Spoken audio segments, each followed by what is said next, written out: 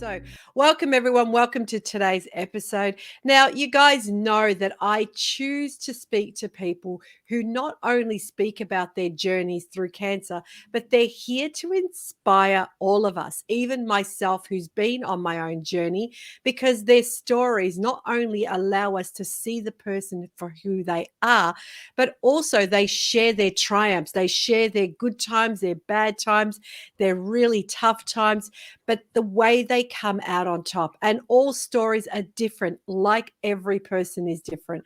So today I'm going to be speaking to Talaya Dendy. She's a cancer doula, cancer thriver, cancer health equity consultant, mental health first aider, a podcaster who has dedicated her career to advocating for, guiding, supporting, empowering people diagnosed with cancer.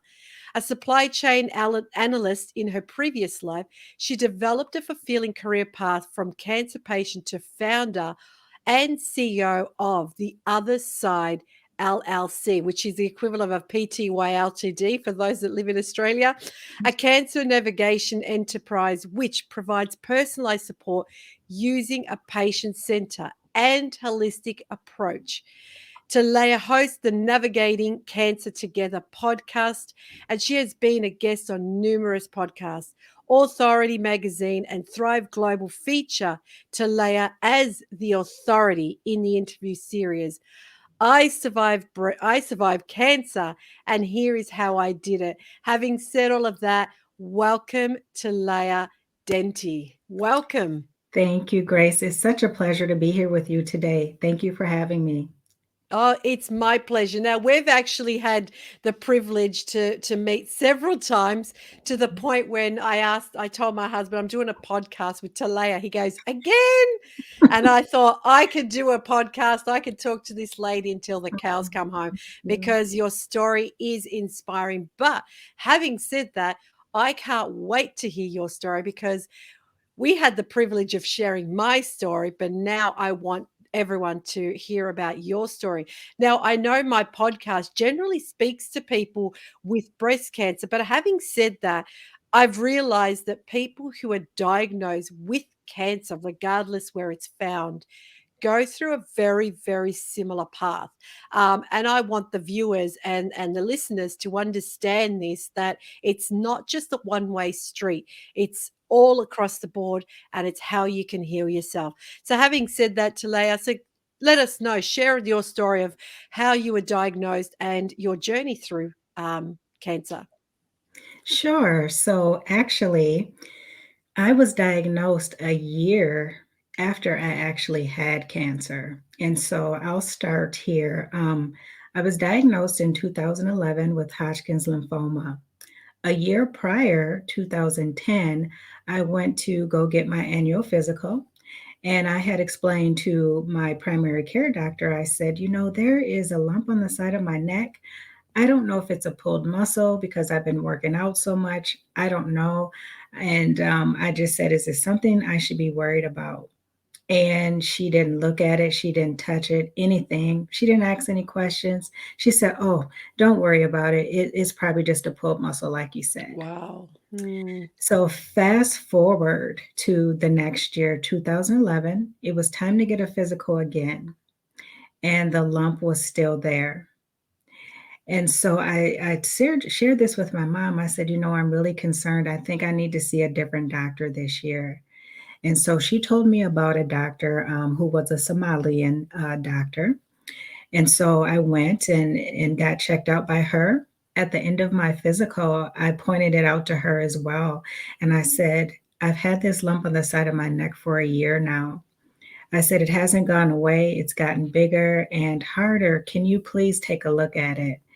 And she immediately touched it. She asked questions, and she just had this very concerned look in her face after she touched it and she saw it. Mm. And Mm. so she said, well, right away, I want you tomorrow. Actually, I'm going to try to get you in. I'm going to do a referral so you can get in and get an ultrasound. So that is how my cancer journey started. The next day, I was able to get in and get an ultrasound. And that ultrasound was inconclusive. However, I could tell again by the technician's face that there was something wrong. Mm. Mm. So next, I am told that I need to get a fine needle aspiration.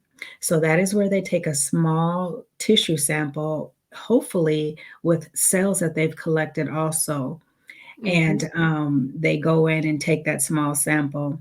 Unfortunately, after they tested that sample, it was inconclusive as well because Wow. the sample size supposedly wasn't large enough. So Mm. finally, third time around, I go in and I have a biopsy. Now, they don't take out the whole lymph node, but they take out a large chunk of the lymph node. And so I would say maybe about 3 to 5 days later, I get a call. I'm on my way home from work on a Friday, and a nurse called me and she said, you have cancer. I'm sorry to tell you Mm. that. We got your test results back. You have cancer. You have Hodgkin's lymphoma. Wow. And so thankfully, I was hands free. I wasn't holding the phone or anything. And my body just immediately went into flight or fight mode. Mhm. Mhm. And so I just started asking her all these questions. I said, "What do you mean? I don't understand. Where did this come from? All these Mhm. questions." And Mhm. she said, "Honey, try to calm down." She said, "I can't answer any of your questions right now." She said, "But what I do want you to know is that my husband had Hodgkin's lymphoma several years ago, and today he's doing well." Mhm. So Wow. after I hung up the phone with Yeah. her, Mm. I stopped at the nearest TJ Maxx and I Mhm. just got out of the car and I walked around TJ Maxx because I'm Mm. like, I don't know. I was looking for answers, but I also Mhm. needed to calm my body, calm my nerves. And so I'm just walking around TJ Maxx, and the words, "You have cancer," just got louder and louder. Mhm. And so after wandering around there for about 30 minutes, I said, okay, I feel like I can drive now. So I drove home and I called my family and I let them know the news. At the Mm. time, I did not know what I was doing when I said this, but it's one of the best things I could have done for myself. After I talked with them, I said, I know that you have a lot of questions. I don't have any answers. I have questions too. I said, but can you please just give me this weekend to myself? I really need to gather my thoughts. And what I did that weekend, I cried, I prayed, like every emotion humanly Mm. possible. I Mhm. think I experienced it that weekend. But Mm. it's one of the best things that I could have done for myself because it allowed me to get a lot of that out of my system. And Mhm. it allowed me to be able to step into my power that Monday and get on the phone and start making phone calls and setting up appointments without breaking down. Because Mhm. at that point, I felt like, I needed to really, really show up for myself. Now I want to back up because I'm sure people have some questions. Well, why did Mm. she wait a year? Why didn't she Mm. go to another doctor a year prior? Mhm. And honestly, I felt that something was wrong a year earlier when that doctor blew me off. Mm. But there was so much going on in my life at that time. I'm trying to climb the corporate ladder. There's so much stress there. I'm trying to support people in my family with different things that they're going through. And now that I look back, all of those were excuses Mm. because of fear Mm. and Okay. because of self worth. I should have immediately put myself first. I should have Mhm. immediately found another doctor and someone that would have actually touched me and looked at me thoroughly and who simply would have cared a little bit more. Mm. And so those were lessons that Mhm. I took with me when I stepped into my power and I said, you know what? This is not going to be a repeat of a year ago. Let me take charge of this situation as much as possible. And really, that is what set the tone for my cancer journey. Mm. So thankfully, I was blessed with an amazing oncologist. We had a great relationship. And what I let him know right away was that I'm a participant in my care. We Mm. have a partnership here. And so I had a lot of questions. I said, I need for you to answer these questions. I don't know much about cancer. I was in my early 30s at Mm. that time. And so, you're out trying to get your career, doing the things you're supposed to be doing according Yeah. to society, Mhm. you That's know, right. thinking about family, all of that Yeah. stuff. And Mhm. this just put a halt to all of that. Mm. And it really changed my life in a number of ways. Wow, wow. And I was just writing some things down here because it's just, you hit the nail on the head when you said the first thing you did was you needed that weekend to just uh you know release any emotion, because it's true. It's anyone who hears those three words, you have cancer, or four words, sorry, you have cancer, your whole life just changes within that second. And like you said, you go into fight or flight. You're thinking, the first thing I remember thinking is, I'm going to die right now, and it's scary. It's the thought, because we don't know what death is. It's a scary thought. So putting cancer on top of that, it's like a double whammy. So I really like that. And I think it's really, really important you did that. Like myself, like I said, my doctor wanted to sign these forms, yet my husband said, let's sit back and think about this for a minute. The other thing I wrote here was, I believe in my hallucination that nurse was a blessing. That nurse is what you needed to hear from the moment go.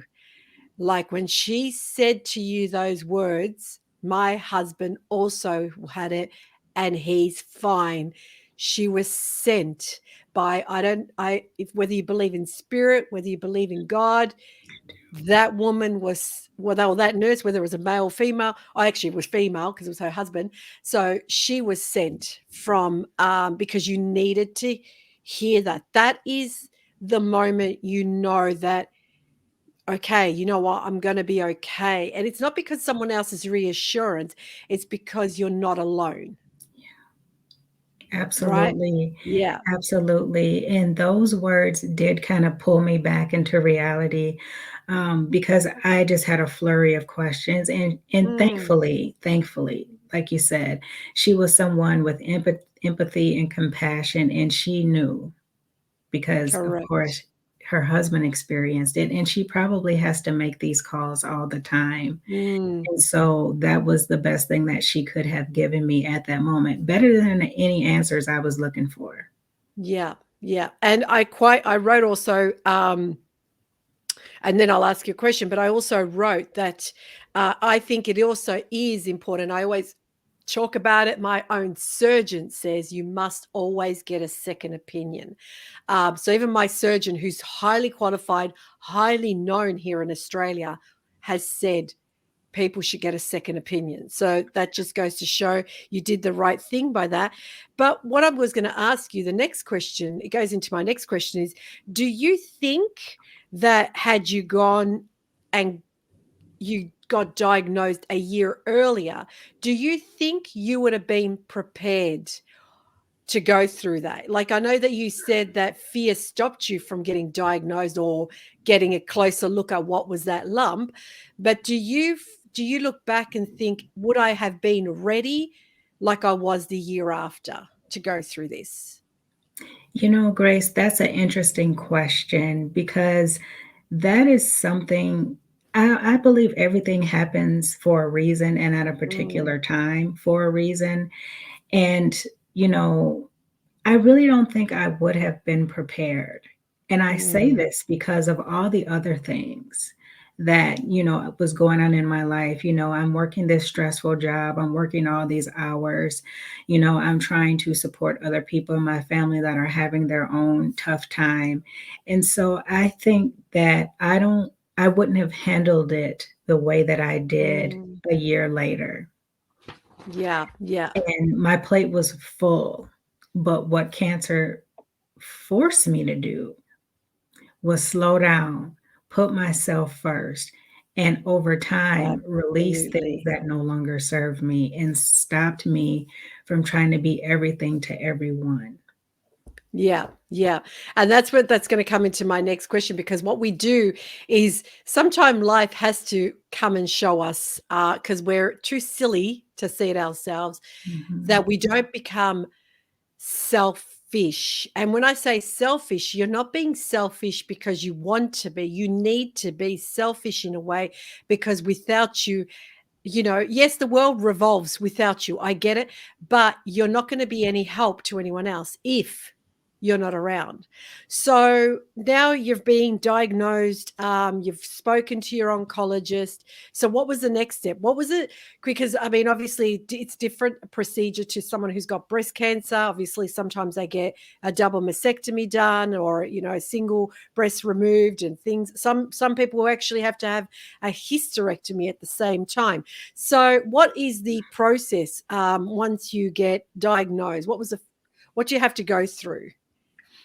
So, before I answer that kind of clinical question, Hmm. one thing that I want to say that I had to do first was forgive myself. Wow. If I can ask, why did you feel that was necessary? Because that's amazing. That's beautiful. Because I carried a lot of guilt, Mm, like, man, if I would have just got this checked out and followed through a year ago and just push beyond what she said and push beyond everything else that was going on, maybe I wouldn't have had to do chemotherapy and radiation as long as I did. mm, Maybe I would have been staged sooner.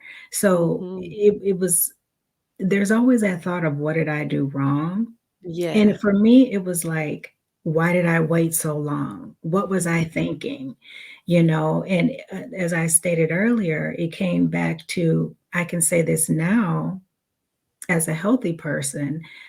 When I look back at it and I'm looking at that Talaya in 2011, it had to do with self worth. And Mm. I had to forgive myself for that, and give myself grace in order to move forward and step into the power that I have. So, Yeah, and I think that's important too, like you said, because a lot of people think, and I apologize because I went straight into that side, but there is the other side, of course, the personal side, the emotional side, the psychological side, the soul. I always talk about the mind and the soul. It's not just the body that has to heal. So, and it's important, like you said, you looked at who you were at the time and forgave yourself and thought, well, this is why, I was climbing the corporate ladder. I was trying to be seen. I was, and getting rid of all of that baggage, or helping, does help a lot, going forward, because we do end up, carrying that. And you say that it's really important. I really love the way that you said you forgave yourself for not going in a year earlier. um and why did this happen to me? That whole why me, why not you? mm, And I mean that in a positive, like my husband said, when I remember saying it once, and he said, well, who else would you give this to? And I said, no one. So, and this was my lesson. This was mm, my lesson. yeah. So, what were, yeah? So, I mean, I we'll touch on the medical side, but what were some of the things that you did for yourself? What, like, how did you start changing the way you saw yourself? I had to start changing the way that I thought, Mm, and for me, that's where the mind body connection came in. Because going into it, I said, well, there's some other things in my life that need healing also. So why mm, don't I just figure out how to do all this at the same time now that I have this time to really focus on my health? And so I mm, really started learning a lot about mind body connection. mhm, I I believe in God, so I always prayed and things like Mhm, that. But mhm, there were certain things that I created for myself, like a healing journal. I would read that mm, every day. That would help me set the tone for the day, especially on those days where I had appointments or I had to get chemotherapy. I did a lot of positive affirmations and tons and tons and tons of journaling. mm, And that whole cancer journey just helped me to realize a whole lot of different things about myself and that I was a people pleaser. You know, I mm, wanted mm, um, people to accept me and all these other things. And I would really push how I felt to suppress really how I felt to make other people happy. And I believe all these different things, trying to be what society says, trying to climb the corporate ladder, trying to make people happy, trying to be all these things was making me sick, quite frankly. mm, mm, So it had to start with my mind. It had to mm, start with the way that I felt about myself. And that's how it started for me. Now, once I felt like, okay, I can do this. Like I said, I started making the phone calls, met with my oncologist. That mhm, process includes a lot of different appointments at first because you have to get staged. So that mm, means, first of all, what kind of cancer, what level of cancer, or how far along is the cancer, that kind of thing. And so um, there were different blood work tests. There was a bone marrow test just to make sure mhm, nothing had gone into my bone marrow. mm, So mhm, there were a number of staging tests. Finally, I got the official diagnosis mhm, and the staging. And so then my doctor talked about what my options were. mm, Because Hodgkin's lymphoma is, it's fairly common and they say it's not one of the worst cancers. So mm. they say if you get any cancer, that's the kind you want to get, but there's no kind you want to Correct, that's get. right. I agree. Yes, yes. And so, for me and the type of cancer I had, the typical regimen was chemotherapy and potentially radiation. Mm, But I think mine was level 3. mhm, So because it was stage 3, um, my doctor recommended that I just follow up the chemotherapy with radiation. mhm, Now, my doctor was very forthcoming about a lot of things. We would talk about a lot of things, and one thing at the forefront of my decisions was quality of life. mm, I wanted mm, to make sure that I could still do a lot of the things that I had done before. mhm, Maybe not to the level, but still be able to function on my own. yeah, And as we know, there's so many different side effects from any type of cancer treatment. mhm, And so we talk through those things. And the chemotherapy and the radiation, as I said, were pretty standard for my Hodgkin's lymphoma. And he said, I'm pretty confident you're going to be cured. mm, And so beautiful. my biggest concern was being able to have a clear understanding of what that meant. What did I have Mm, to give up mm, mm, to get that's this wow. clean? Yeah, Yes. Mhm. What that's did profound. Thank you. It was Mm, like, what would I have to give up to get this quote unquote no evidence of this disease diagnosis? And we talked about a lot of different things like the possibility of a second cancer, um, mhm, neuropathy, potential lung damage, diabetes. So these are all different things that you have to think about. mm, mm, And because I was really healthy prior to being mhm, diagnosed with cancer, my oncologist felt like, I would do pretty good. mhm, And thankfully, I came out of it with neuropathy and hypothyroidism, and that is because of where they had to do the radiation. It actually hit my thyroid, and Right. so far, those are the Mm-hmm. two things that well, I developed asthma also. So, three Mm, things that I had to endure to still be here. So, mm, this is an example of, different ways to consider your options and think about and ask those questions. How is this really going to mm. affect my health? And weigh those pros and cons. Yeah, I think it's really important, like you said that, because it's not just, like you said, you were a team with your doctors, your oncologists. You worked together. You were like, I love the way you said, I want to take part in the healing of myself. Like this is it's like you're stepping up to be the guardian of someone else. So you're saying, right, I need to be a part of this, which is really, really important because I always say that don't give everything to the doctors. And I don't mean that in a bad way. I mean it in a good way. You have to work together. You know you better than anyone, better than your mother, your father, your sisters, your brothers, your boyfriend, your girlfriend, your husbands, your wives, whoever. You know yourself the most. So if you feel like something isn't working, that's where you have to work with someone else and say, hey, actually, this isn't working for me. So, and I wrote that down. What did you have to give up? That's profound. That is really profound, let me tell you, because a lot of people don't think of it like that.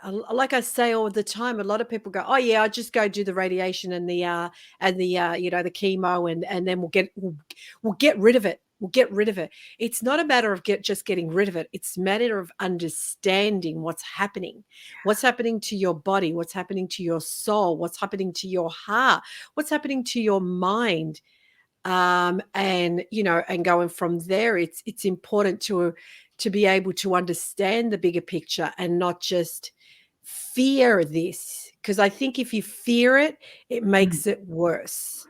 I agree. Yeah. I agree. Yeah. So, you spoke about going through the journey, and thank you for sharing also, because a lot of people look at just, oh, I'll just have to do 20 rounds of chemo or 20 rounds of radiation. You have to look at the pros and cons. What do you end up not having or having? Because there's always a side effect of Hmm. some sort. It all women are different, Yeah. or men are different. So it could be one thing, could be another. Some people lose their sense of taste throughout it. Some people Mhm. lose their, you know, uh, some. I spoke to a lady who her nails never grew back. You know what I mean? Things like that. So there's always a pros and cons, but if you're going to do this, I always say this: speak to your doctor, because you obviously want the pros to outdo the cons, not the other way around. Right. So you've gone through the you know you're going through the medical side of things. How did you get through it emotionally, psychologically? How did you go through all of that while you were going through that journey? Mhm. So, one thing that was important for me was to still be able to do some form of exercise. So, as often as possible, I would still go to the gym. And even if I just could walk on the treadmill for Hmm. 20 minutes, I did that. So, some form of physical activity several times a week. That was one way. Journaling was another way. There's It's a good way to just kind of release what's inside of you and not worry about how it comes out. It doesn't have to be a well written sentence or anything like that. The point is to capture how you're feeling at that time, to get it out of your system. But then also, when you're having those bad days, you can go back and look and see how far you've come. And so that's what journaling at that time did for me. It gave me the courage and the energy to just keep going because I seen where I started and I was able to see how far I had come. The other thing was meditation, just calming my nervous system and getting in that place where I did not allow fear to be at the forefront. Because every time there's fear involved, there's a potential to make decisions that may not be the best for you because you're doing it out of fear. And so, meditation. The other Mm, thing was really, talking to like my mom and just sharing my honest feelings with her. I will share that I did try to go to a support group, and support groups at that time, at least from what I experienced, there just wasn't the right group. I felt for mm, me. I had went to one. I was the only black person, and I was the youngest person there. wow. And the first 10 minutes, all these people did was complain, and they were very negative, Mm, talking about, death and all these things. And me and my cells had already agreed that we wanted to live. yeah, And so, absolutely. and Yeah, so I'm like, I'm out of here. I can't. No, this is not the place for me. yeah, And wow. so that really led me to again do more reading about mind body connection, about meditation, and kind of getting um, kind of control over those feelings, not suppressing them, but acknowledging them and letting them go. Because, I had to continue to show up for myself. Mm, Prayer was another huge factor in my healing. And mhm. so those are really the things that were able to help me and heal me emotionally so that I could continue on that journey. And I think it makes you stronger, you know what I mean? It when I Mhm. say to people it makes you stronger, it makes you realize because what we do is like, you say you were in corporate America. I was running a 7+ figure business. And the thing is, what it does is it makes you realize what's important. It makes you understand where, you know, yeah, that, the thing is you what you're going through, no matter what happens after, it's okay.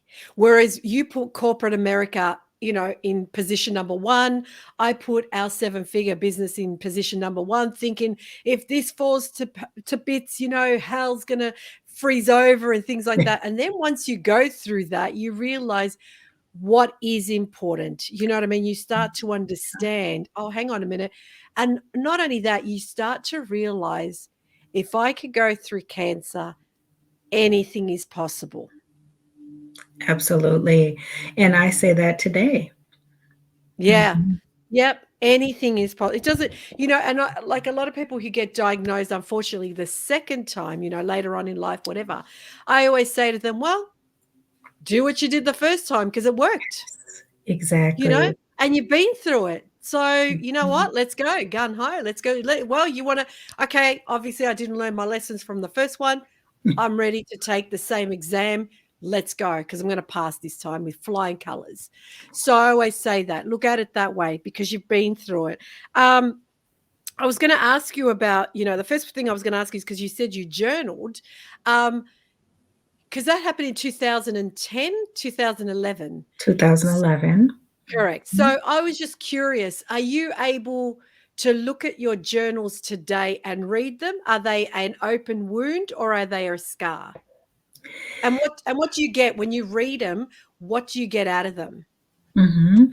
So I am able to still go back and read them. I still, at times, because I kept a health journal as well. So the questions that I asked my oncologist, all, results from tests, things like that, I still have all of that. And Mm, so it's more of a sore. It's not an open wound for me. And mhm, really, it's something that is a part of my armor, actually. mm, And so when I get in those really, really tough spots and I feel like, oh, the world is ending, I can just go back and refer to that and say, you know what, this is nothing. I got this. I can do this. And those journals today, like you just mentioned, I can go back and I can reflect on something that helped me get through Mm, that time and use it today. And so, really, they're the blueprint for me beautiful. personally. They are the blueprint of how to get through the storm. Wow. That is wow. It is the blueprint. You changed your blueprint to a new one. I always say to people think that there's no chance of changing who you were to who it is. You just change your blueprint, and that is exactly wow. Honestly, I just got goosebumps. But the thing is too, I was before I go to the next question, going back with the journals, do you or would you or do you use your journals to help others? And what I mean by that, I know a journal is personal, but Mhm. sometimes the things that we write in journals, we can actually share them with others, and we can actually say, hey, you know, during this time, this is what I wrote and I want to share it with you. Because, like we started in the beginning, a lot of people think that they're the only one going through it. So, do you go back to your journals and does that help you do what you do today, where you support others? Do you reflect or take bits of it and say, hey, this is what I wrote about this? That's a great question. And really, depending upon the situation, yes, I do go back and I do share things with people.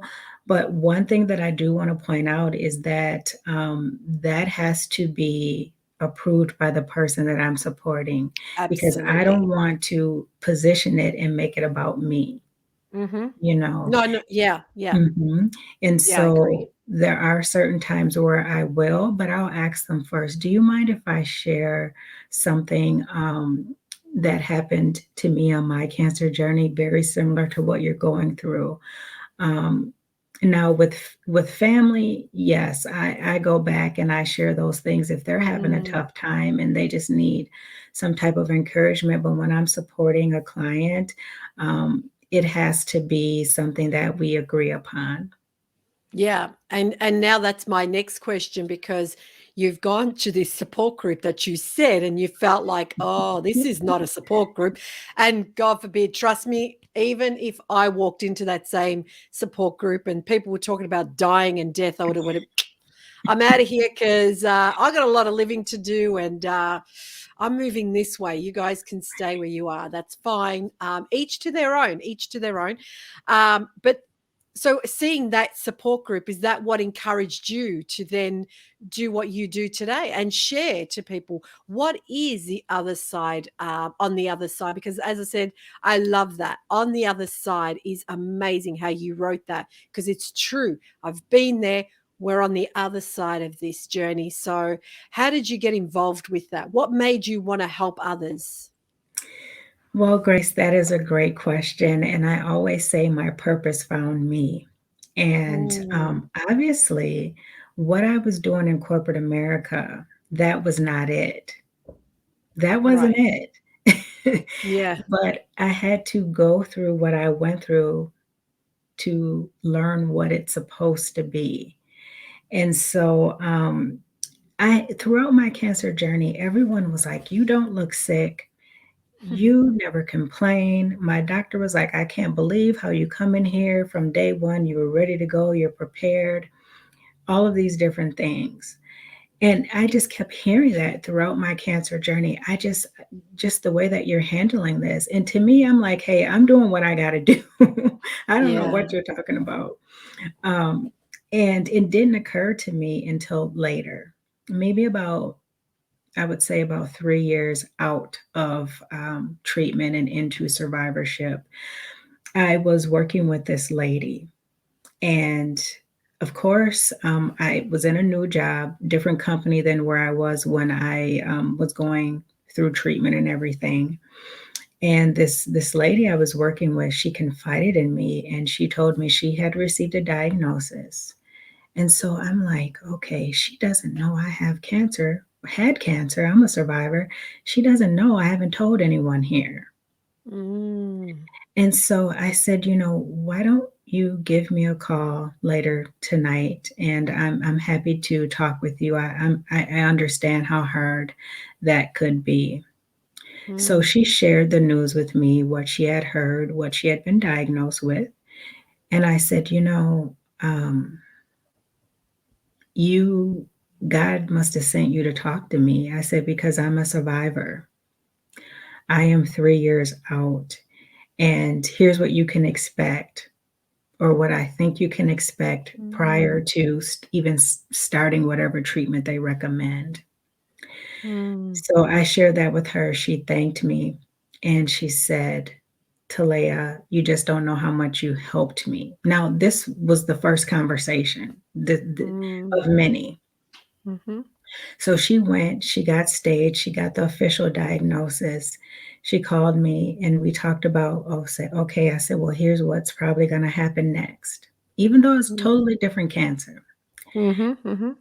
Come to find out, that's what happened next, exactly what I told her. And Mm. so she, every step of the way, she just kept coming to me and I just kept sharing with her what I knew. Find out 6 months later or so, we ended up with the same oncologist. Oh, wow. Yeah. I had never told her who my oncologist was. She never Mm. told me, we never even discussed who the oncologist was. It Mm. was more about how do you work with your Mm. oncologist. Mm. And so at the end of her treatment, she thanked me. She said, I couldn't have gotten through it without you. And she sent me a gift. Oh, And beautiful. yeah. And I said, what is this? Mm. Like, God, are you trying to tell me something? And so it happened to someone else. And just Mm. out of the blue, this person reached out to me and shared that they had a diagnosis, and still the same thing with this person. And then, mind you, I'm still going in for my follow up appointments Mhm. into survivorship. And my oncologist is like, Talaya, you look great. What are you doing? Blah, blah, blah. I just can't believe how you've handled it. And so then more questions Mm. and more feedback and just all these different signs, I guess, from the universe, from God saying, hey, maybe this is why I went through this.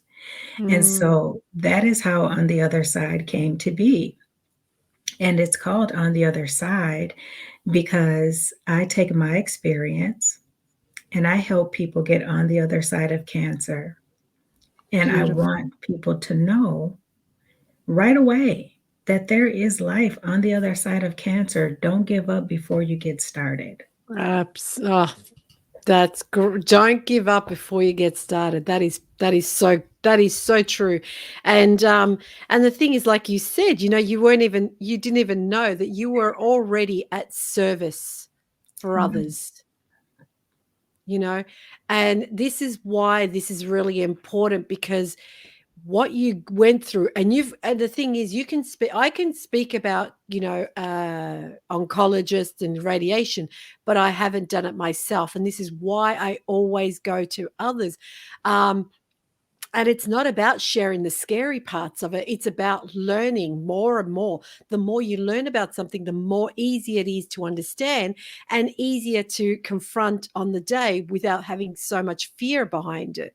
Yeah, you get the fear mongers who, will tell you, oh, it almost killed me. Oh, this happened. And then this happened. And then, everyone's different. And it's the same, I guess, if you, I know it's different when I talk about it, but it's the same about a woman giving childbirth.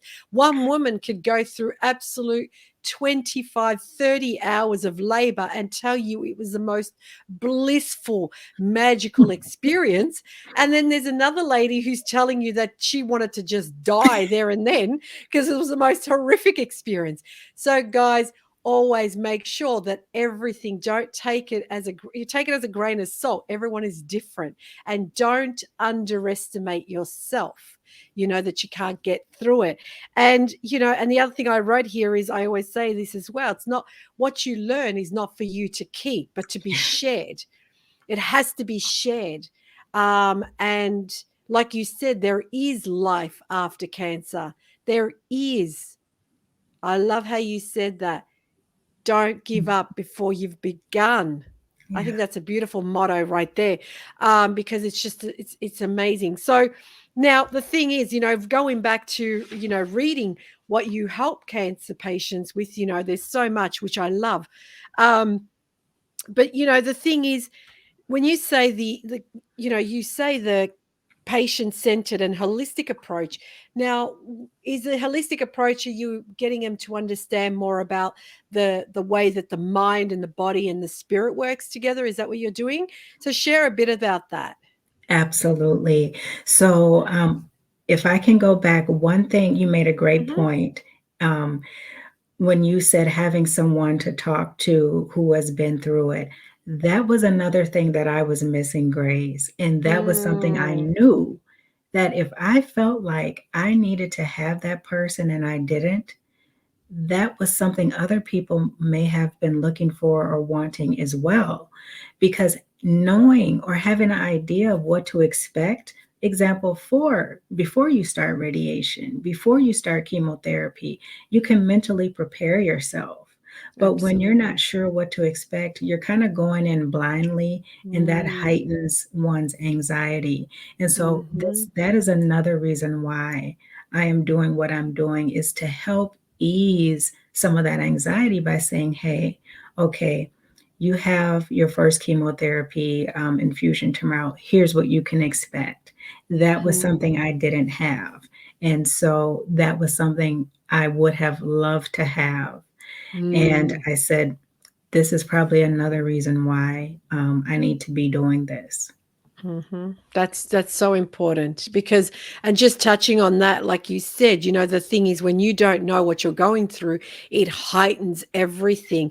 And I actually wrote here, because it was something that my surgeon said. Some people who are more relaxed and more at peace with what's happening, have a better chance of the cancer not spreading. And she was telling me that one of the things that they are doing, or they're thinking of doing, is those patients that are very anxious, they're Yeah. really, really anxious, especially when they have to get operated. What they do is they give a medication that they would give someone with high blood pressure, so that it calms everything down. And the reason being is because the chances of it, while they're under operation, under anesthetic, getting operated, and it's crazy how the body works. She Yeah. was saying, even when the person is anxious, has gone under anesthetic, if they're still anxious, the body still has that flight or fight. Their cancer actually spreads even while they're getting operated. And I didn't know that either. Mhm. So it's important, like you said. I think it's like, what you put together is, and I want to, get the audience to listen to what you do, how you help people, because I think it's really important. It's not just a matter of, okay, well, expect this radiation or expect this. It's learning how to deal with it on an emotional, psychological side. So, and saying that, so what do you do now? Like, I love that I survived cancer. Here's how I did it. So what Mhm. do you share? I know you're there to support, you're saying you're there to support the people going through it, but what are some, key things that you do with people when they reach out to you? Mhm.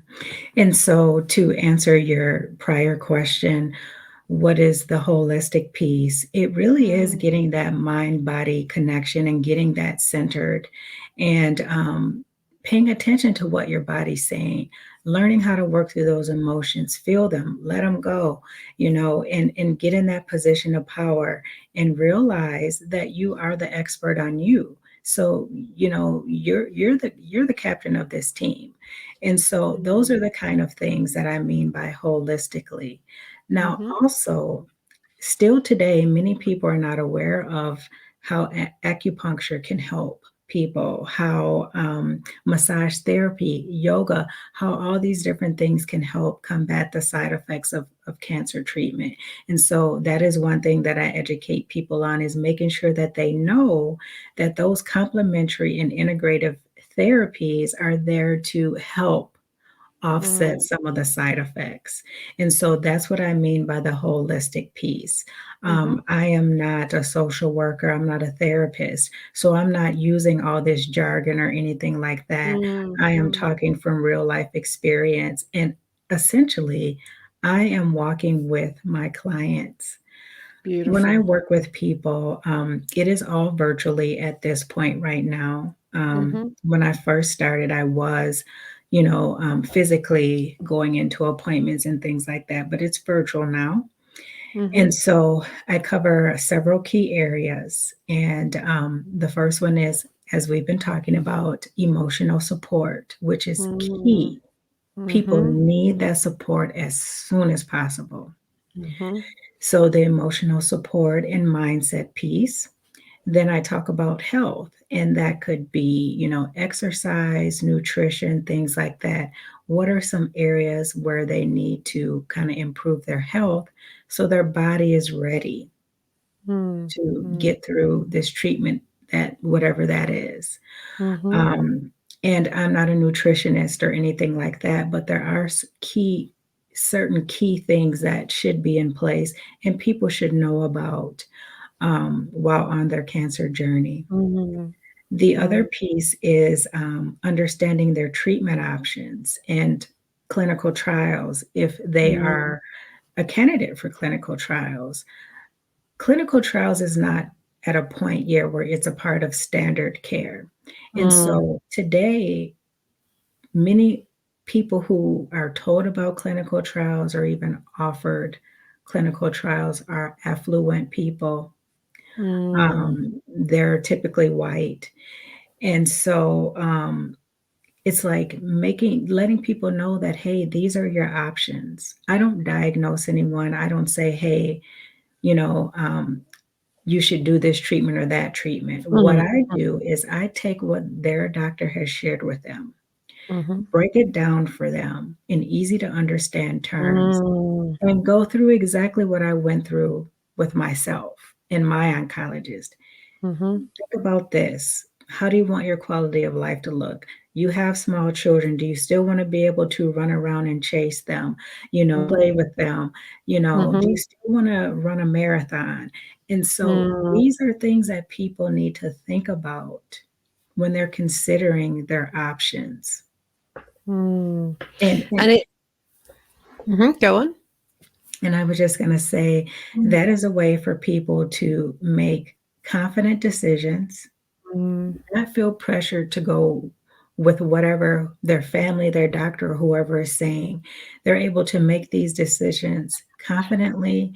They're able to feel good about their decisions and they're able to make educated decisions, not fear based decisions. absolutely, absolutely, and it's really, really important because, like you said, the thing is, uh, that's exactly what someone going through, no matter what it is, whichever cancer it is, it's really, really important to just break things down in small chunks because if it's overwhelming and like you said, you got family on one side that's pushing you because they're fearful. That's what it Mhm, is. They're scared for mhm, your health. They're scared.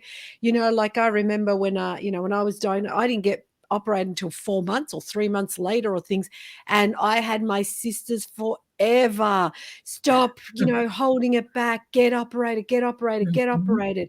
So you've got people from all angles. Then you got someone who tells you to, fry red beans in an oven and drink the juice. And, yeah. So you know what I mean? So the thing is, it's mhm, knowing that, yes, there are beautiful options out there. Everyone is different, but it's truly true. What you're doing is truly important. I mhm. believe that Thank you. someone really, really needs, like, if they're going through this journey, I think what you have is what people need Mm, because like you said, it's not just a matter of and for you to physically go into appointments, like you said, it's the emotional support.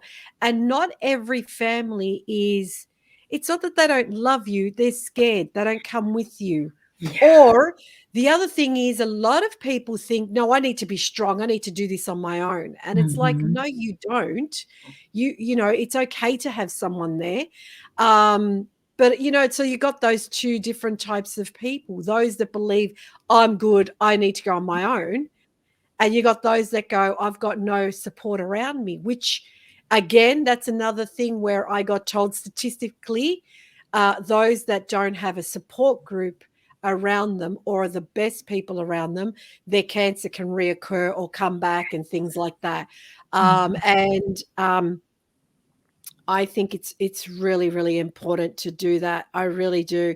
And yeah, just listen. I honestly I can listen to you all day because what you have, who you are as a person is amazing, but Thank what you you. do for others now is seriously what is needed. I know.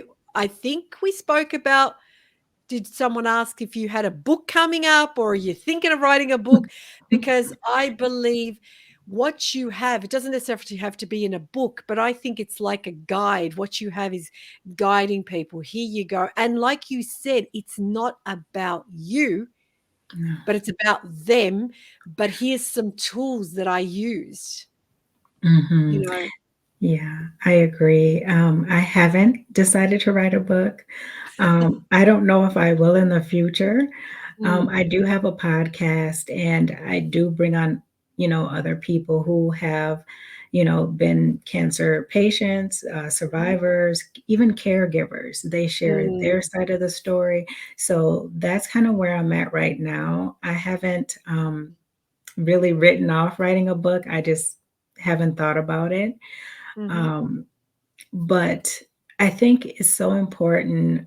One thing I want to add is that it's important for people to understand what their options are. And mm, that's a piece of what I do, Grace, because mm, I enjoy that. I'm kind of a nerdy person, so I like mhm, to read all these journals and understand all these things.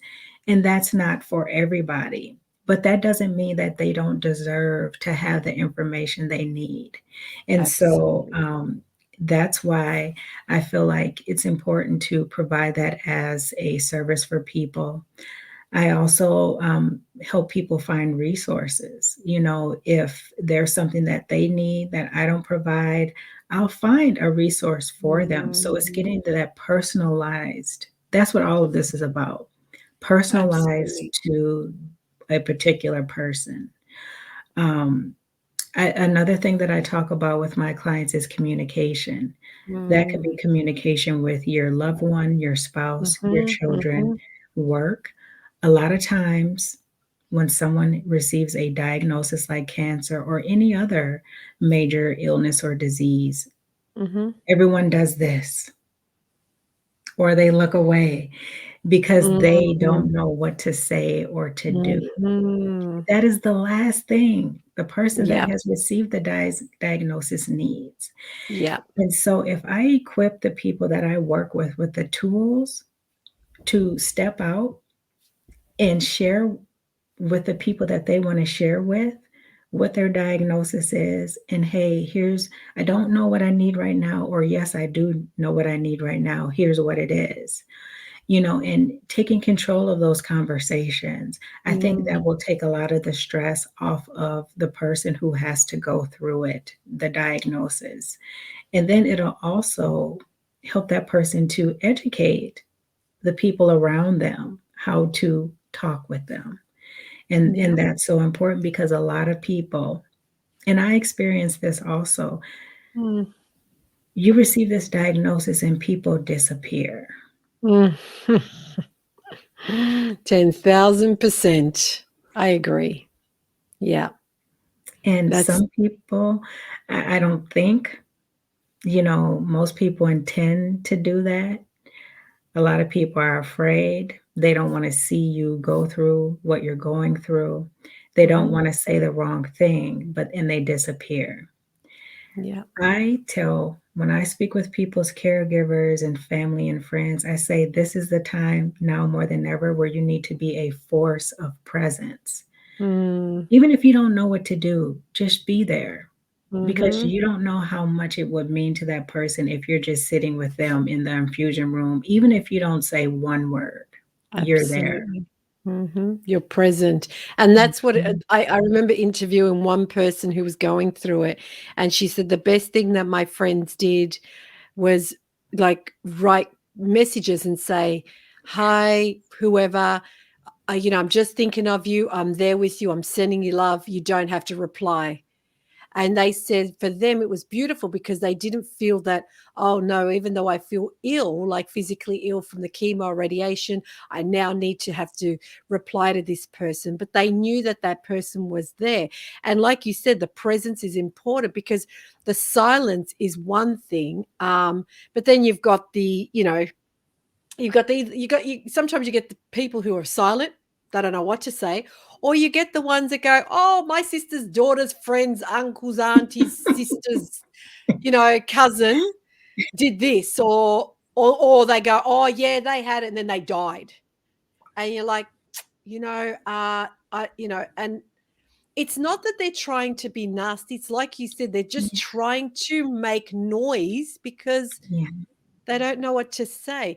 But the other thing that you touched on is a lot of people leave because they're afraid. But I remember when I went through it, the people who wanted the fun, easygoing grace weren't around because it was like, this is serious now. And yeah, I can't be there. And it's like, oh, and then the people that you never expected are the ones yes, knocking on your door yeah. asking you, hey, what can I do for you? Mhm. What can I do for you? And it's just as simple as, like you said, just sitting and holding space. You know, one lady that I interviewed, again, the reason I use other people's examples is because I didn't go it through myself, is she said while she was very nauseous from the radiation or from the chemo, she just had a friend come in and hold her hair and pass her towel, saying nothing. Absolutely no word. She was just there to hold space. That's all she was doing. She was allowing that person to go through that moment, but not saying, "Oh, you're going to be all right," or "just keep going," or "better out than in," or anything like that. She was just present. Yeah, Um, and I think, you know, like you said, yeah, when a person is diagnosed, I remember saying to my sisters when I told them, "Oh, hey, Grace, how are you?" And it's like, "Oh, whoa, whoa, I'm not dying." So if I was that really tough, you know, not to swear, but that tough shit of a sister yesterday, I'm still that shit of a sister today. So don't treat me mm, any different. And I exactly. mean that in a loving way, of course, like you just treat me like I was yesterday. I'm not dying. I had to say to my sisters, "Whoa, stop. I'm not dying. So could you So just treat me like important. I'm the same?" And Mhm. and I think it's important, like you said, and I love the fact that not only do you speak to the person going through their treatment or their journey, you're actually speaking to the people around them as well. And I think that's important. So, having said all of this, um, you can find Talia, guys. She's got a website, which I would recommend. I would highly recommend if you're not sure of what you're going through, you're having a hard time, you're not understanding something. I think what Talia said, it's really, really important. And you can always reach out to Talia. Her website is on the other side life.com, Mhm. or Instagram on the other side 17, Facebook on the other side Cancer Dola, which I'm going to ask you about that, what you mean by that. Mhm. And her podcast, Navigating Cancer Together. Guys, I highly recommend you listen to her podcast because, like I said, it's people like you that is needed. Honestly, I say this. I'm not blowing smoke. I'm saying it generally because if I know someone, and like you said, if I know someone who's going through a journey and I don't have the answers, guess who I'm going to be referring them to? Yourself. Because, like I said, I can tell them so much, but then you can keep going. and I think that's really, really important. But doula, is that how do you pronounce it? And what Yes, is that? Because I saw that before. yes. So actually, one thing I do want to point out is that Mm, I don't replace anyone on anyone's cancer care team or healthcare mm, team. I don't mm. replace anyone. I am complementary to. And Beautiful. so that's one thing that a lot of people ask me, well, I have a nurse navigator, I have a patient navigator. I'm not that. I Mm, am specifically for you, creating personalized mm. resources and support for you. I don't Beautiful. replace anyone. I am Mhm, complementary too. So that's why I also say holistic, because mhm, what I provide is more like on the integrative and complementary side. So just for those wondering, a doula. So I'll start off by saying that I first started calling myself a cancer coach. Well, there's mm. coaches everywhere. And Yeah. I just got so tired of that word being used so often, coach this and coach that. And I'm like, I'm not coaching anybody. I'm walking with people. Yeah. And so I just started researching. I had known what a birth doula was. And I said, let me really break that word down and understand what it means.